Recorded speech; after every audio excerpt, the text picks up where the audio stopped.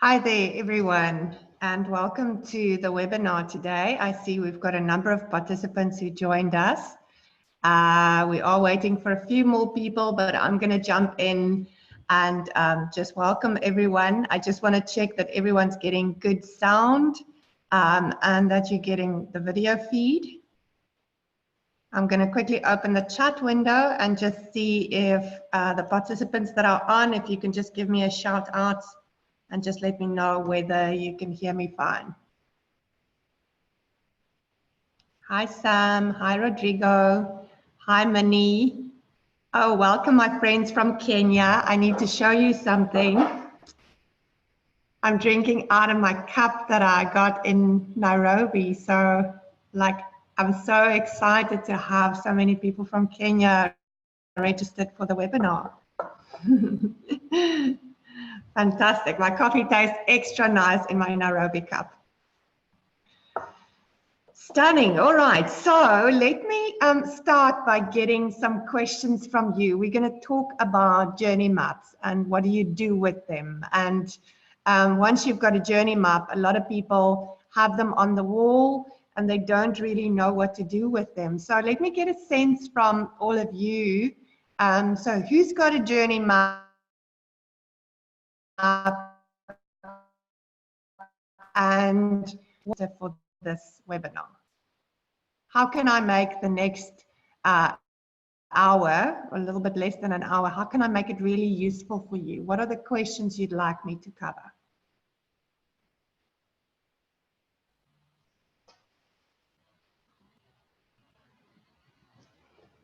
So I've got Rodrigo saying, how do you make it actionable? And I might screen share some of the actual maps with you to show you how we do that. Any other questions?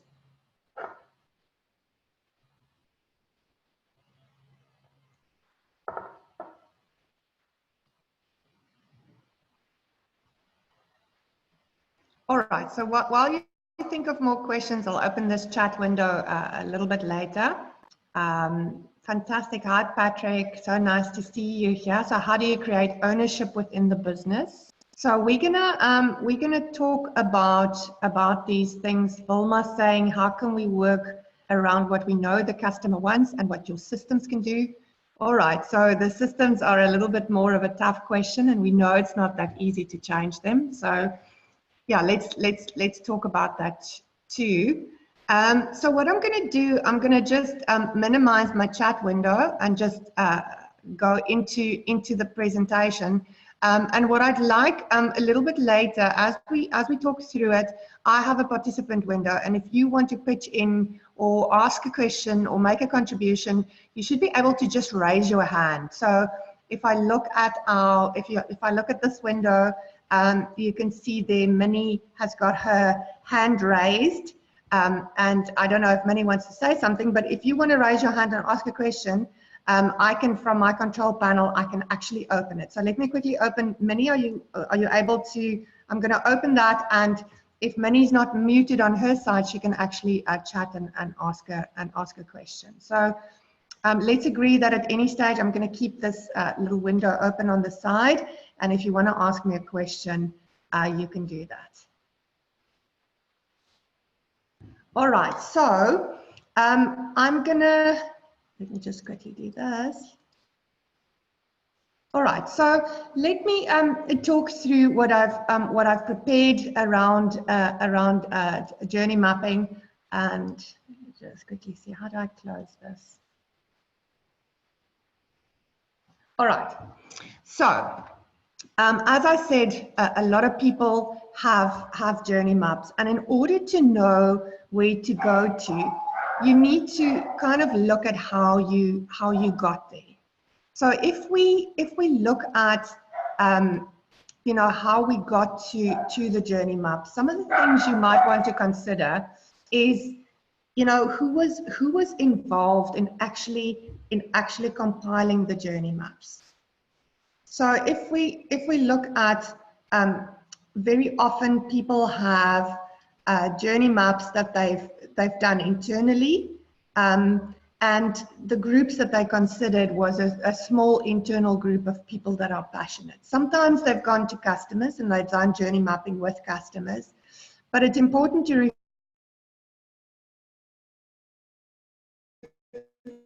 reflect how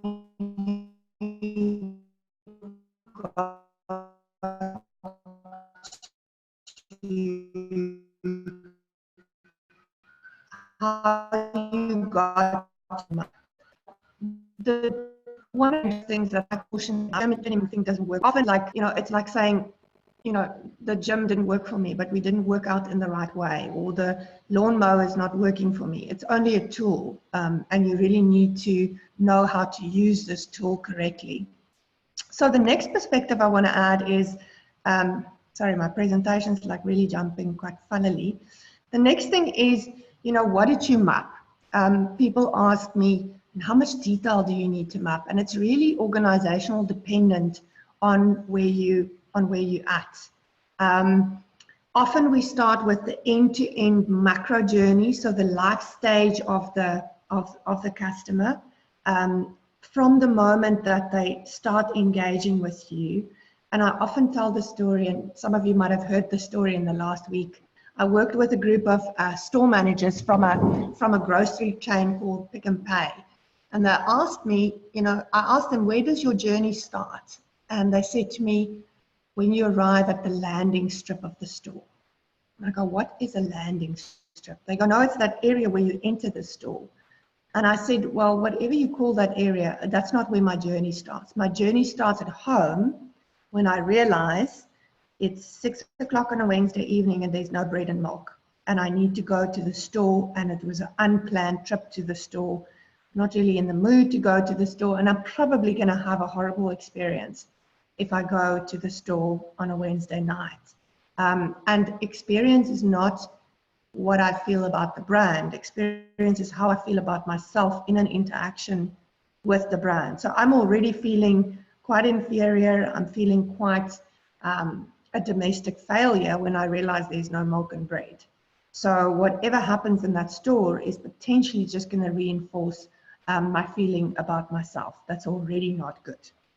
So when we map these journeys, we need to start at the start, and then we need to go into the micro journeys. Very often, these micro journeys are the ones where I'm going to find the innovation and the magic. Then I've got a question here. Do you plot your journeys or do you design your journeys? So some people get very stuck on the as-is journey, and they want to first do a neat as-is journey, and only then do they carry on to actually create a journey that's more aspirational. Now, I think in terms of the facilitation I've seen over the 12, 13 years that I've been doing this, you can almost not keep the things neat. In your journeys, you're going to sneak in ideas, even if you want to just look at what the as-is journey is like. All right, so if we then look at the next piece, which is very much around, when was your journey mapped? Some people say to me, journey mapping didn't work for us. And I say, well, when did you do this? And they go, no, 2 years ago. And a lot of things might have not changed, but a lot of things might have changed. So it's often valuable to have a look at, when was this done? Who was it done with? Is it time to dust it off? Is the organization more ready for this than what they were when you mapped? Then the next perspective is, how was it done? And I think here a lot of people use spreadsheets, which is great because you've got this infinite plane. Some people use documents. Some people use process mapping tools. Some people use PowerPoint. I've seen some awesome journey maps done in PowerPoint. We like to use a tool. Well, we've used many tools, but the one we really like is SMAP. And just around that earlier question about actionable journeys, what's really nice about SMAP is it exports to both Excel and to PowerPoint. So Brand Love, we love doing design, and we'd rather come up with brilliant ideas than spend too much time documenting things. So we look for the optimal, fastest way to document things. And I think SMAP really lends itself to doing some great maps that look great, but also that gives you the productivity tools to very quickly export it to PowerPoint and present it to executives. So if some of you are on the webinar and you're not registered for SMAP yet, go and get yourself a trial version. Please email me after the webinar, and I can get that trial extended. SMAP is a really cool tool to use for individuals and for teams, and it's really inexpensive. So in terms of what's out there, we found that it's really good looking and inexpensive to use, especially for the person in the organization that doesn't necessarily have a huge budget or massive support from the rest of the organization. So the next piece I want to talk about is, why. Very often teams show me the journey maps and I said, well, what started this? And sometimes it's an executive who came from a conference, who saw some great journey maps and they just want journey maps. Sometimes it's someone who are really convinced that this is going to change the interactions with customers. Sometimes it's HR professionals that come back and say, we really need to design employee journeys. So there's a myriad of reasons why people would want to journey map. Sometimes it's about the bottom line. Often it's about stopping complaints, taking the pain and the bleeding out of environments. And then we've had customers that when they start a new product range or when they design a new service, they would say, well, let's use this to really innovate and differentiate. And that's probably the kind of the most creative projects to be involved in is if you've got a brand new product or a brand new service where you don't have too much of a legacy. So I really urge you that if you're on the verge of launching a product or if you're thinking about designing a new service, the tool sets that's available today and the methods and persona development, empathy mapping, journey mapping, that's just a few of the tools that you can actually use. So let me quickly check in and just see if there's anyone with questions or anyone that wants to make a contribution. You're welcome to raise your hand. I'm just going to see whether I can get this. Let me just see if I can get this. There's a Q&A box that I can't seem to get open. Let me quickly just have a look. Okay, so let me quickly open the chat and just see.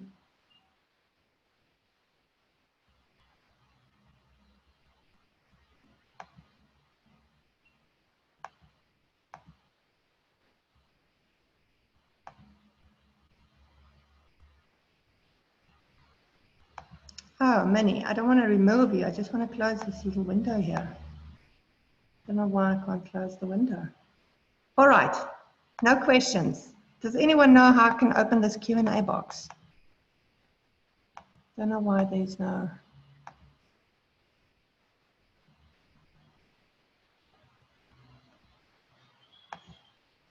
All right, I don't know how to open the Q&A box.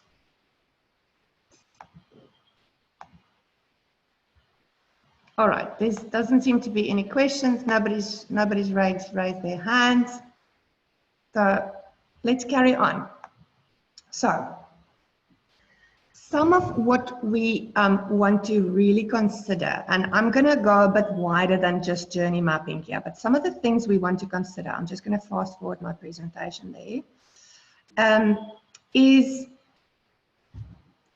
the people side. So I always start with the people side. I think it's so important to consider people first. And stakeholder mapping is another tool that you can really use quite effectively. And I would say before you start any new journey, or even as you progress in your project, you want to typically go back and look at the stakeholders. And some of the questions you want to ask is, if I look at these stakeholders, who's the closest to the target? Who's the closest to the specific area that I'm hoping to redesign and improve? What's the different relationships like? You also want to ask things like what does this stakeholder need from me, and what do I need from them? And that's just going to make it a lot clearer in terms of how can you really start engaging people and getting them on board. So what I typically do for leaders, especially the senior guys that need to either buy into the customer experience improvement, or ultimately approve this or sponsor this and champion this at exco level, is I do an empathy map for them. And in this empathy map, I want to ask critical questions like, what keeps them awake at 3 o'clock in the morning? What are some of the concerns they have? What are some of the fears they have? What are the goals they have around the career and this initiative? And how can this initiative contribute to making them more successful? Or how can this initiative contribute to alleviating pain for them? So I want to really strategically look at, before I start journey mapping, who am I doing it for and who needs to be considered? And in that way, you're going to get maximum buy-in. Also, persona development. Very often I found that when there's journey maps around in a company, sometimes there's up to 30 personas, and I'm not sure what people do with all of these personas, because the next question they ask me is, I've got all these personas, do I need a map per persona? And that's kind of a question that tells me that the theory is probably more important than the practice. So I believe in keeping it as simple as possible. If you get really human about your customers' needs, then it doesn't matter how many personas you have. What is important is that you don't launch into a process mapping, because that's going to move you further away from getting those interactions to be really human. Then gather evangelists. So, look for people that want to change. I think that's the big thing about journey maps. It doesn't matter if you've got them on the wall or in a fancy tool, but you need it in the hearts and the minds of the people. And you get it in the hearts and the minds of people when you look at it, what's in it for them. And I've had, over the years of doing this, I've had amazing people that donated their time to some of these initiatives. They were like true evangelists, and they took part because they wanted to, not because someone told them, not because it was their day job. Then if we look at the content side, so if there's journey maps in your organization, if they haven't been touched for a while, sometimes it actually is worthwhile dusting off those journey maps and looking at, what's still valid, what were great ideas. I often describe my career in corporate as, at the end of every month, I would have a grieving ceremony where I'd look at all of the ideas I came up with in that month, and sometimes there'd be 100 ideas and only 2 or 3 of them saw the light. And sometimes that's the thing about journey maps. There's so many great ideas that never got executed. And maybe I've often told myself that maybe the organizations I worked for wasn't ready for those ideas. Maybe the ideas scared them a little bit. And then at times I look at what they're doing now and I go, oh, they're implementing some of the stuff. But you know what? When those ideas saw the light the first time, the organization just wasn't there. So don't let good ideas die in these journey maps. And we'll talk a bit about ownership, but I think a lot of this has to do with the fact that if the map is owned by everyone, it's kind of owned by no one.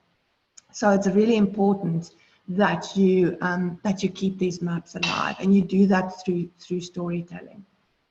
So the next thing I want to talk about is changes. So it's important to understand all of the changes happening in an environment. I often think customer experience is just a different angle. It's just a fancy name for change management. But most organizations that my team deals with today, they suffer from change fatigue. People just say to me, we can't deal with more change. So it's it's important to be sensitive to this change overload and to understand that even if you've got brilliant ideas, but there's too much change happening in the environment, those brilliant ideas won't land the way that they're supposed to.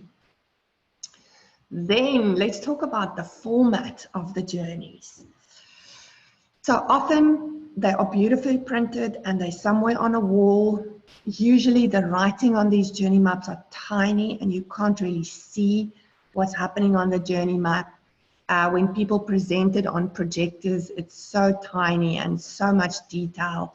And the biggest guidance, I want to say judgment I have around that is nobody can see, which means that they don't really care, or sometimes they get so intimidated by the detail. But let me give my guidance. So I think there's validity in journey maps having a lot of detail, and we can talk a bit about what that detail is in the journey maps. Usually it needs to revolve around customer expectations and customer emotions rather than systems or processes. But it's really important to get it from the wall into a plan that is geared for execution and implementation, and to get it into the hearts and the minds of the people. And if we think about, the maps, it's important to create some standards and some guidance around, what is the single point of truth for the map? Who's the journey owner? What are some of the roles and responsibilities and standards for journey mapping? Very often in large organizations, we find these groups of passionate people and they've kind of just found their own way, and they're creating journey maps and they're all using slightly different methods, they're all using slightly different templates. And that's great, but I think, and I don't want to kill the passion, but there is room for really building a strong internal capability that uses the same language, the same terminology, and the same standards. So we recently did some work for MultiChoice. They've got about 40 people over, I think 4 or 5 countries in Africa using SMAP for journey mapping. And we created a playbook for them that talks to what are the terminology we use. How do we get from the macro maps to the micro maps? What do we call it? What's some of the naming conventions? How do we version the maps? Who can access the map? Who owns which maps? And I think just as the journey owner is important within those journeys, so we differentiate between a journey with moments in that journey, and there's a journey owner and there's a moment owner. And it's quite important to understand, just like we would do for a business specification for a system, that we understand who owns this part of the journey and who ultimately signs it off once we've started creating some innovation and improving that piece of the journey. All right, any questions at this point? People, I can still not get this Q&A box open. Let me quickly see. If I stop sharing my screen, let me just quickly see. All right, here's my Q&A. There we go. All right.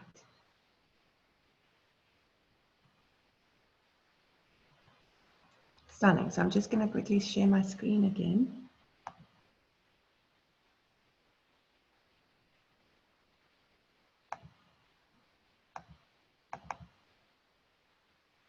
Oops. Let me just go back to that presentation. All right. So if we look at the next piece of this, so the number 5 there around dusting off the vision.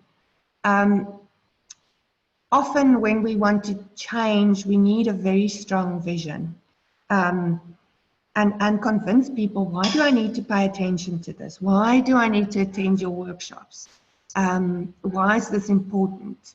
And if you have a strong vision, that'll really help you navigate the politics and the egos. And I'm sounding kind of judgmental towards large corporate environments. And often when we see some politics and when we see people being territorial, it's much more about fear. It's fear of change. It's fear of being irrelevant. It's fear that the world around us is changing so quickly that we just can't keep up. So this vision really helps inspire change. Then my pink bottle, and I see some frequent flyers on this webinar, and you'll know that I'm quite passionate about this thing called Experience Essence. And Experience Essence, for you that haven't been in some of our workshops, is like, it's like a secret sauce. It's like Tabasco. I don't know if there's anyone from Rwanda on the webinar, but there's an amazing chili oil called akabanga that is made in Rwanda. And sure, I didn't know that I would fall so in love with this chili oil, but it's like a smoky flavor. It's so much better than Tabasco. I actually think it's Rwanda's best kept secret. I ordered such a big stash just so I won't ever run out of akabanga. But it's literally that thing that you love. If you're a brand and you are this chili oil, and I strip off all of your logos. If I look at the number of banks in South Africa competing for consumer attention, if I strip off all of their logos and I read their ads and I read their forms and I look at the cards and I look at the little slips that I get from the ATM, how will I know who's who? And that really is for me the essence coming through in, you know, how will I know that this is the brand that I love? Can I feel it when I'm on the phone with them? Can I feel it when I'm getting an email from them? Can I feel it when I get an auto response from them? And what we love doing for clients is building a war room where we put up all of these artifacts.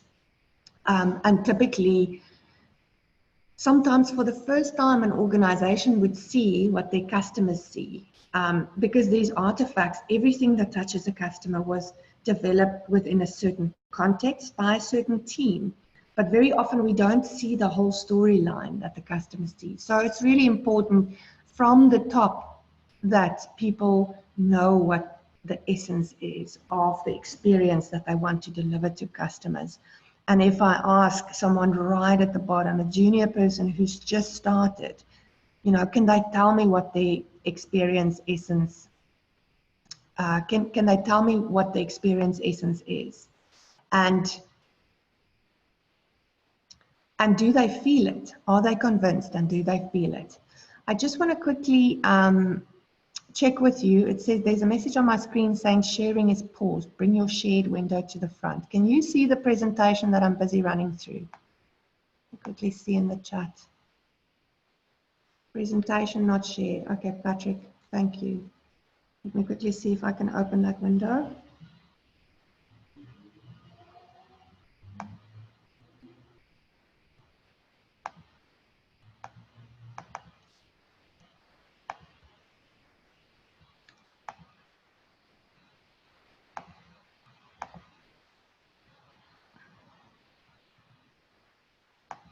All right, just give me a shout out. Can you see the screen now? Yep, it should be all right. Okay, stunning. Okay, thanks, Pat. All right, so as I was saying, this was always I was talking about is this little pink bottle. So from the top to the most junior person, can they feel it, and do they know how to live it?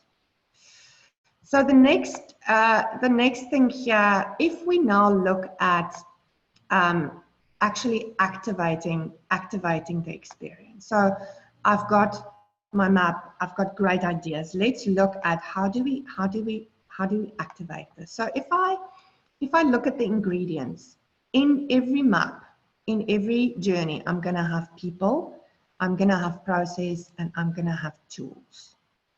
So I'm going to sit with the ingredients, but that doesn't mean I've got a cake. So just imagine, you know, your favorite recipe of baking a cake, you know, but the ingredients stands there on the table. How do we actually now get to bake that cake? And I want to talk about the method we use and the anatomy of a journey. So we've spoken about the fact that a journey has stages.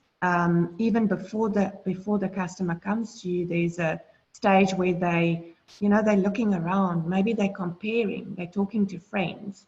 And within each of these stages, you've got a whole set of moments. Now, sometimes, people map the journeys in a lot of detail, and, they kind of have 20 moments in one stage, and they ask me, are we ever going to get to the end of this journey? And I think I want to say that not all moments are necessarily equal.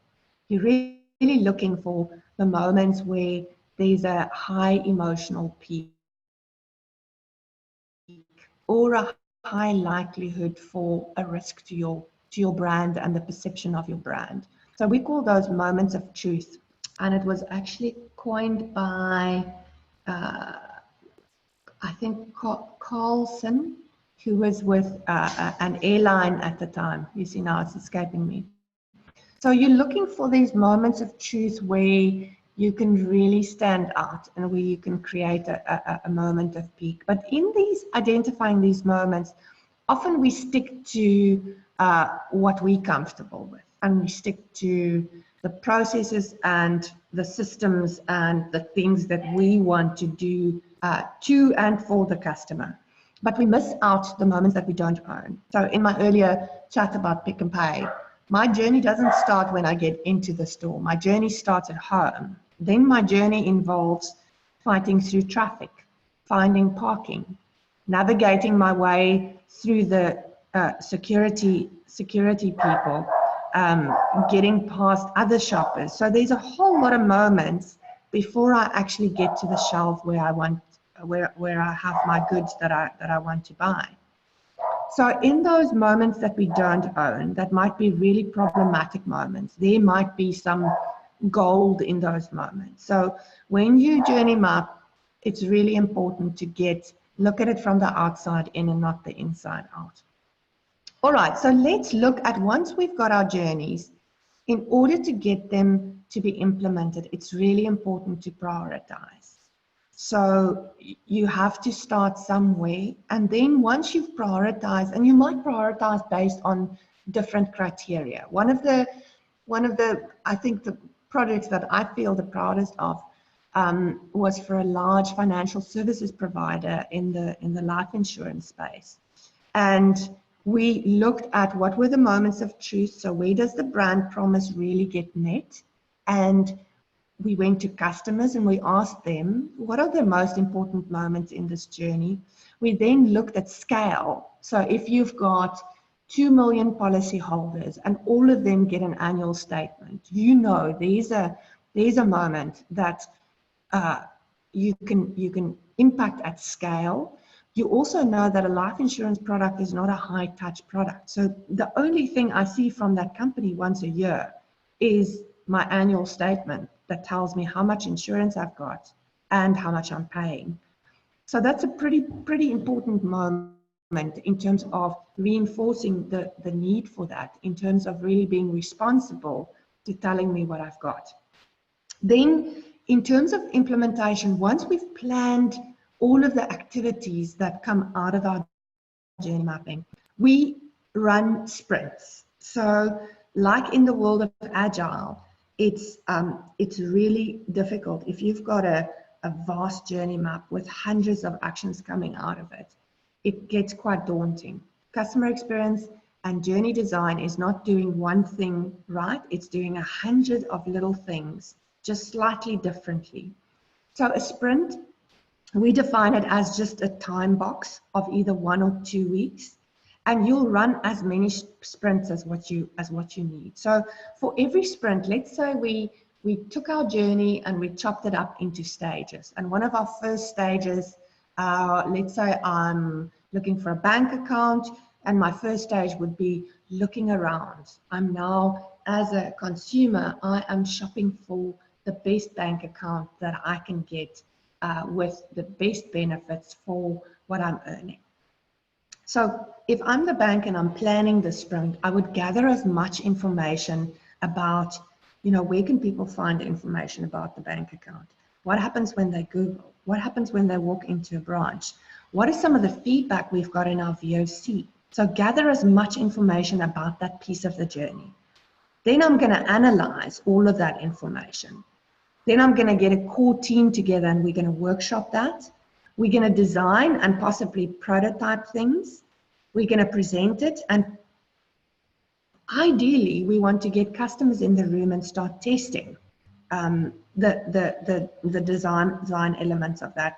And out of that, I might say, sure, I need a tweak to my website. The content on there is really not conducive to really understanding the product. Maybe I want to have a trial of a bank account. Before I commit, I can have 3 months for free and actually try it out. So there's a number of things that's going to come out of this journey, and the activities will always be around process, people, and technology. And from there, I create an implementation plan. And then I religiously manage that implementation plan. So what we've started doing for our customers is we offer a implementation service. So we would put a project manager on the project, and that project manager would take the activities from the sprints as they happen, because we start at the start of the journey, we run a 2-week sprint, we have activities that come out of that, and then we start with the next stage in the journey.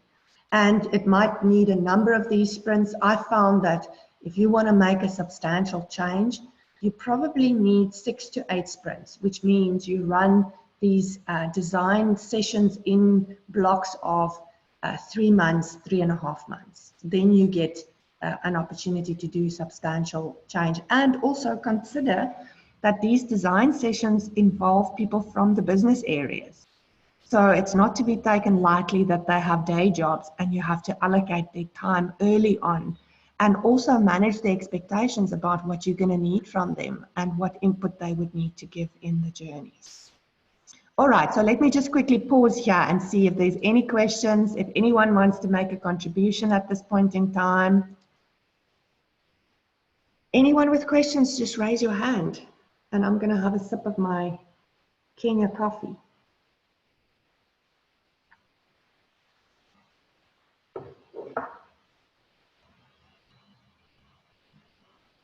Seems like we've got shy attendees today. All right, so let me carry on and let's see what's next on our discussion here. So let's get back to ownership. Once we've got our project plan, it is, and I think that's why some of the first sprints that you run is so important. And I've done a lot of journey design, and if you start at the start and you wait before you start implementing things, the project plans get so daunting and there's so many things to do that people lose steam, they lose energy, they lose hope. Sometimes they move on to other companies before they've actually gotten into the celebration side of things. So these design sprints work really well in terms of delivering quick wins, seeing the benefits of journey design, convincing the organization that this is the right thing. And we worked on a project last year where we put substantial effort into it was a 3-month sprint, and we started at the end of the journey where it was a medical aid and they were losing members faster than that they had members joining. So the bucket was leaking, and we worked specifically on the retention strategy and how they would keep members, and what happens once someone terminates their membership. And within 4 months of the start of the design sprints, it involved a lot of coaching, a lot of revitalization of the team, creating an experience for them and a conversation guide of how they would handle these very difficult phone calls where people either lost their jobs or they didn't have money to pay for their medical aid. And the results were astounding. They pushed up retentions from about 20% to 220% in an ever declining economy. So just to show you that if you deliver in small chunks and you inspire people and you make it really worthwhile for them, the positioning for this team was, we're not here to come up with neat processes. The only reason why we are doing this with you is to make you more successful, to make your task easier, to give you more confidence in having these conversations. So it's to make you smarter and to actually give you more energy when you go home at night so that you don't feel so drained by some of these difficult discussions.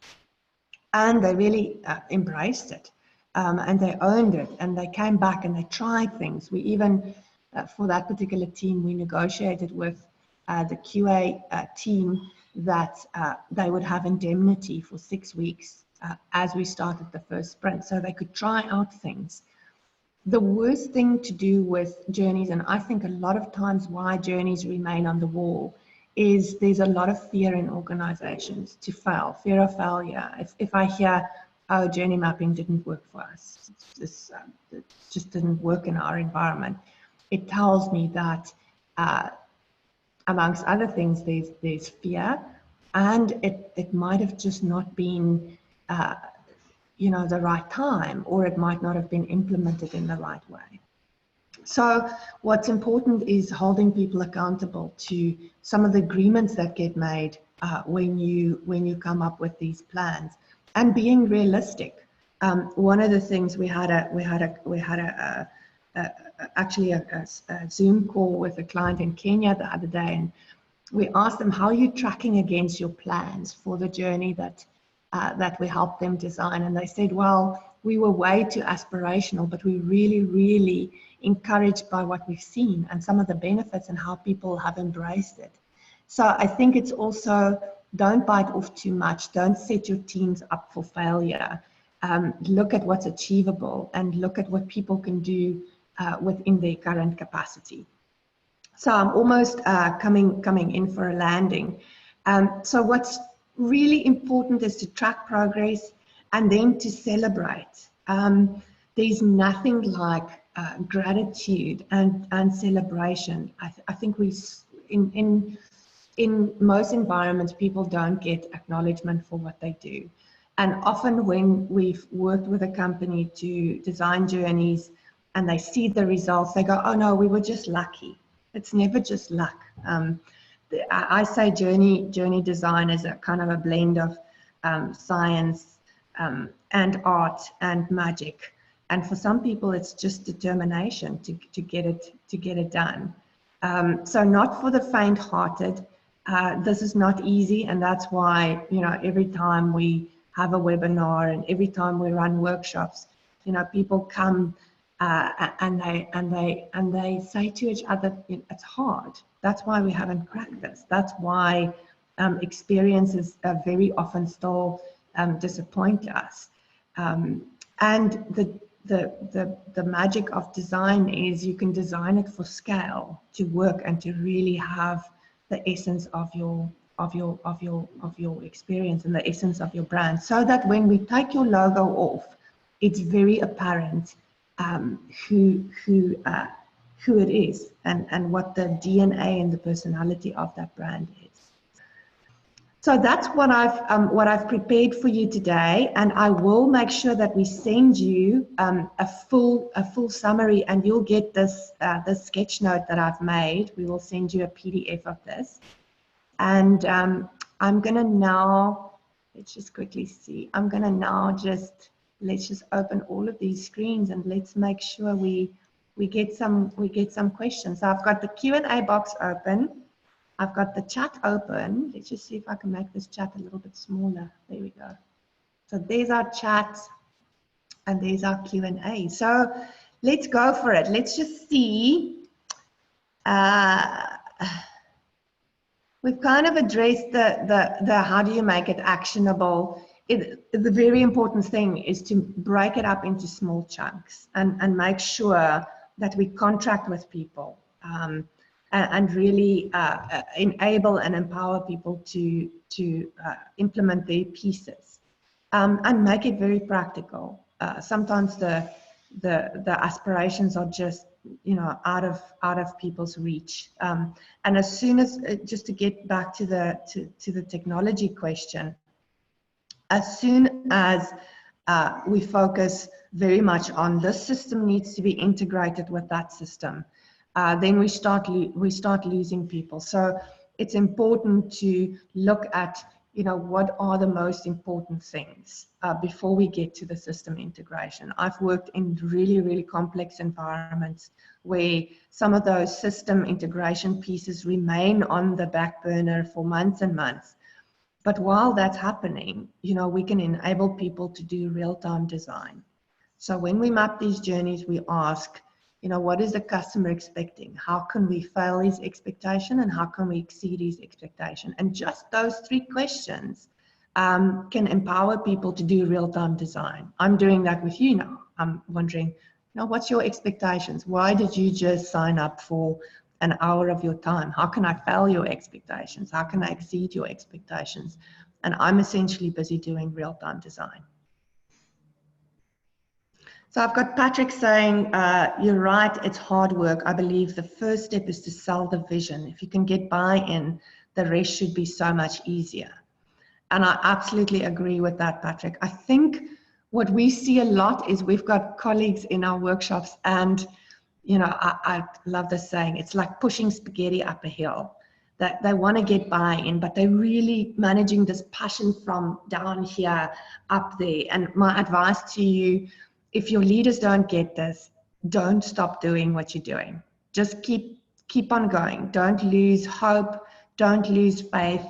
Just carry on with your passionate storytelling. Remain an evangelist until they believe. I mean, what we see in the customer experience roles, typically, people would not, you know, the tenure is quite short. People are very passionate. If they don't have an environment that's conducive to them being empowered to do stuff, they usually move on.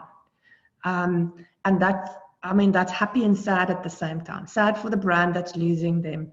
Happy if they find an environment that really allows them to strut their stuff and really allow them to be passionate and to implement things. So I think my advice is, you know, keep your flag flying. People that get this under their skin, you know, I think we at Brand Love, we say we want to make service suck less for consumers, and we want to make work environments filled with joy for employees. And that's why we so strongly believe in customer journey design and employee journey design. Everybody should have the right to service with a smile, whether you're giving service with a smile or whether you're receiving service with a smile. That's, in my opinion, how simple it should be. But there's a lot of ingredients to this. So let's get some more questions.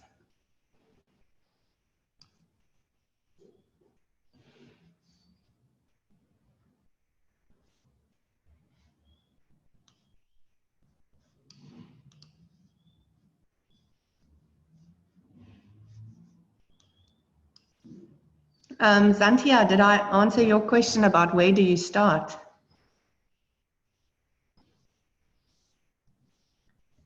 Cool. Stunning. Anyone else? Okay, Sam saying my battery is dying. I'm logging off, but thank you for the presentation.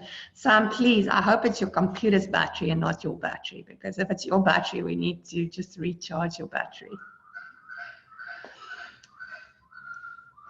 All right, folks, so I'm gonna wrap up and just say thank you for all of you that joined today. Thank you for our frequent flyers. You get a special high five from me. Thank you for the new people joining. There will be a recording available of this webinar, and we will send you a link to the recording. We'll also send you a PDF of the presentation. We've got another webinar coming up. Let me quickly see if I can give you the date for that webinar. It is about building an internal and internal customer experience capability. And that's happening Monday, the 16th of September. So lovely if you could join that. There will also be a recording available if you're not available at that time. And then we've had a few people on this webinar actually attend our customer journey designer training course. Patrick, you were in the recent one, and I think some of the feedback in that training was, oh, 2 days is too short. We need more detail. We need more practice. And we've actually listened to people. And we've extended that course to be a 5-day course, and we now call it the Journey Design Architect Program. So we believe, just as architects are important in creating plans for buildings, a journey is almost that backbone of how an organization engages with their customers. So we've made it a 5-day course. We are running we're running that program in Johannesburg the first week of October, so Monday the 30th of September to the 4th or 5th of October. And registrations are open for that course. We are almost at capacity, so if there's anyone on the webinar that's interested in attending that program, please drop me an email and I can give you a discount code because you've attended the webinar. And yeah, so join us. We are passionate about growing knowledge in Africa.